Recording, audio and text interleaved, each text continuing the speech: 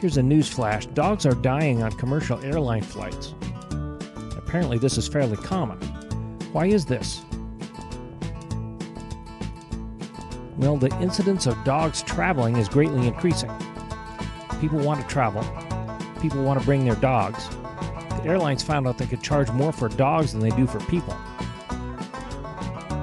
So the airlines let people bring their dogs, and that goes on. Now even more people want to travel. And people now need to travel with their dogs. There's such a thing called emotional support animals. This is required due to a medical condition. Up to 25% of the population is eligible. And there's been up to an 86% increase in the number of service animals, and the airlines found out they can't charge for service animals. So what was once a friendly service is now a nuisance. Here's your problem. The airline system is set up to uncomfortably but very efficiently ship people and baggage. Up here it's minimally tolerable for people, and not really all that great for dogs. Down here it's okay for keeping your shaving cream from exploding, but terrible for dogs. There's such a thing called Brontosaurus structure. When the fundamental infrastructure of a system is so big and so old that it's impossible to respond to new conditions. Here's some examples. The electrical power grid, the highway system,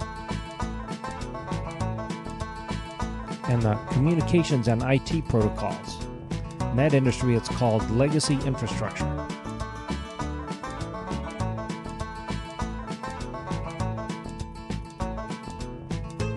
Flight attendants and baggage handlers are not prepared to deal with large numbers of dogs.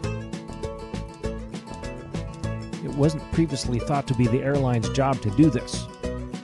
So who in all this did not do their job?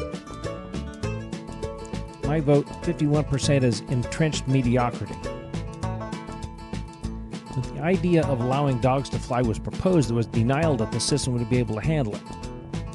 Some amorphous they made the decision to allow livestock on board without thinking through the consequences. Once the decision was made, there was lack of training. All of these are owned by management. It's hard to change because of Brontosaurus structure. The remaining 49%, traveling with an animal has evolved from a want to a need. I don't have a good explanation for why this happened to large numbers of people. Brontosaurus structure keeps these big systems from evolving. People don't do their jobs, and this is why your dog